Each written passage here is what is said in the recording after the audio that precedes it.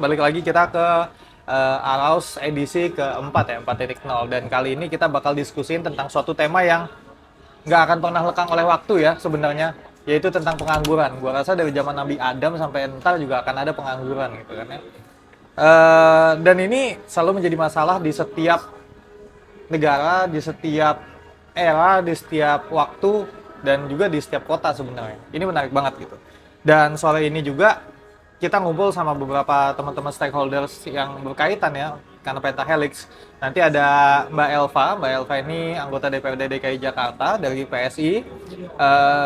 Cukup ngelit juga di bidang berkaitan dengan ketenagakerjaan. Juga ada Mas Amal. Mas Amal apa Bang Amal panggilnya? Amar aja. Ada Amar di sini juga business owner. POV-nya berarti kan bagaimana dia hiring dan ya menggaji orang ya, karena satu tantangan tersendiri ya, apalagi kalau udah deket-deket tanggal-tanggal takbiran tuh kan ya Pak ya, biasanya gaji 13, bonus segala macam. Terus juga di sini ada dari POV mahasiswa, ada Kak Salma, ada Bang Dava ya, yang satu S2, yang satu S1. Sebenarnya pertanyaannya gini Pak, mungkin gue juga tamat. Mbak Salma waktu itu kuliah S1 selesai langsung S2 apa enggak? 1 tahun dulu. 1 tahun kerja gitu ya? 1 tahun kerja. Karena ada tren di mana lu pusing nyari kerja, ya udah dah gue S2 aja. Iya, banyak. Banyak kan kayak gitu. Mungkin itu termasuk gue dulu waktu itu juga. S1 selesai, habis itu lanjut ke S2. Cuman jeda 1 semester ya, lulus, daftar lagi, semester depan masuk. Sambil kerja tapi waktu itu. Juga bagaimana POV S1 lu selesai kuliah, nyambung gak sih sama yang lu kerjain sekarang? Lu misalkan lu kuliah di UTM waktu itu kan? Iya. Erik. By the way ini Erik juga dari Ambil Peran. Udah berubah ya berarti. Dulu bekas Ambil Peran ya? Iya, Ambil sekarang Peran jadi ya? Indonesia Ambil Peran. Indonesia Ambil Peran. Iya. Sama think tank juga ya dengan Swaka yang mirip-mirip. Kita mengerjakan dan mengkaji banyak hal berkaitan dengan anak-anak muda zaman sekarang. Tapi menarik nih bro, ketika kita mengulas tentang pekerjaan. Coba, Dav, lu enggak, dia masih kuliah, belum relate. Erik deh, lu dulu kuliah apa? Gue jurusan manajemen HR sebenarnya. Manajemen HR. Manajemen HR. Sekarang kerja Consulting dan people consulting. Jadi gue tuh bagian dari orang-orang yang sebenarnya align banget sama nyambung ya, jurusan, sama jurusan ya. dengan kerjaan. Salma, sebelum lu kuliah, lu kerja di mana dan waktu S1-nya apa? Gue di lembaga bimbel, S1-nya agribisnis. Sama sekali nggak nyambung. Ternak siswa apa? Agribisnis lah, ternak siswa. Iya. Enggak, di lembaganya. Oh, di lembaga. Manajemen. Manajemennya. Mar, lu kuliah apa terus jadi business owner, nyambung nggak tuh?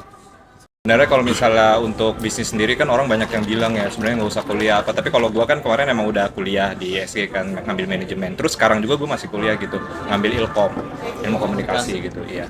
Tapi kalau misalnya di bisnis gua sendiri kan gue industri kosmetik ya, produksi.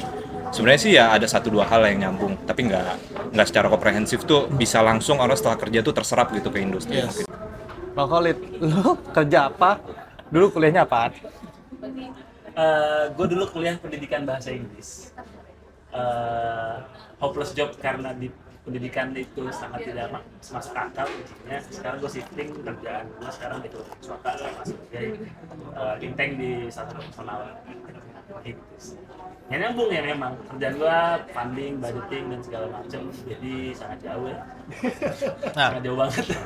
Tapi lompat dikit nih terkait dengan pengangguran ya, kalau kita scoop in terkait dengan pengangguran.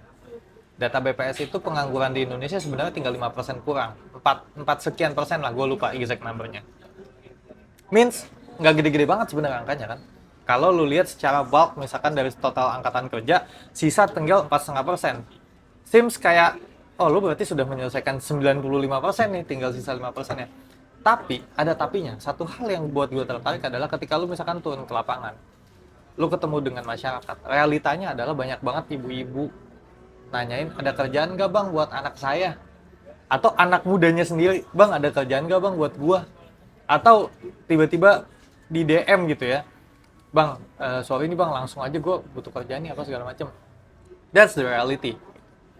Bahwa ternyata biar kata 4,5% ya kalau nggak salah, tapi masih banyak banget yang butuh lapangan kerja. Ini gue tertarik banget.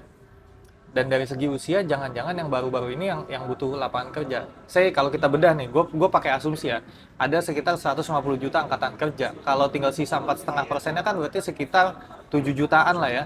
7 jutaan. Jangan-jangan dari 7 juta kue yang pencari kerja ini, jangan-jangan 5 jutanya tuh anak-anak muda. Gue khawatirnya tuh begitu. That's why ketika di ya usia-usia kita gitu ya, ketemu dengan teman-teman yang usia 20-an awal, yang habis lulus kuliah bingung mau ngapain, habis lulus SMA, SMK gak bisa kuliah dan bingung mau ngapain. Ini kan nextnya what's next nih buat gue. Dan tadi gue juga dengar ya, median gaji orang Indonesia itu angkanya 3,2 juta men. 3,2 juta. Itu kecil banget, berarti kalau di US dollar ini sekitar $200 nggak nyampe kan. $200, itu $200 lu nggak bisa hidup seminggu di US. Sehari kayak juga. Sehari nggak, sih dapat. sehari dapat. Gue pernah dengar ini Pak, John Cena bikin podcast waktu sebelum dia sukses.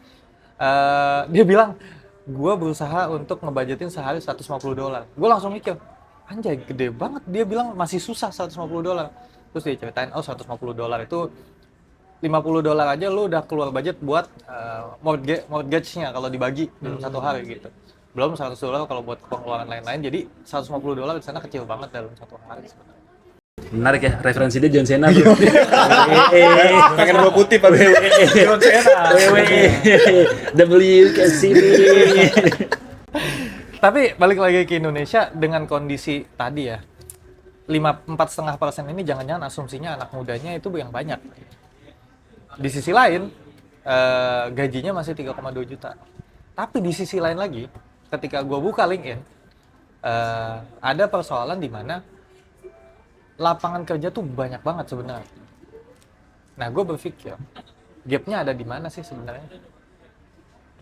Lapangan kerjanya banyak sebenarnya, tapi pekerjanya juga banyak. Akhirnya gue mencoba menarik benang merah yang bisa kita jadi bahan diskusi pada sore ini. Bahwa lapangan kerjanya ada, tapi skillnya belum ada. Sehingga gapnya terjadi adalah lapangan kerja butuh skill, si pekerjanya belum ada skillsnya untuk bekerja ke sana.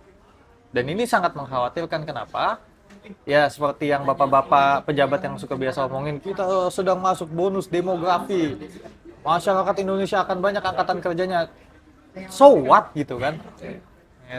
So what gitu? Kalau banyak angkatan kerjanya, kalau pertama lapangan kerjanya nggak ada, dan skillsnya juga nggak ada, ya gimana? Yang ada jadi beban.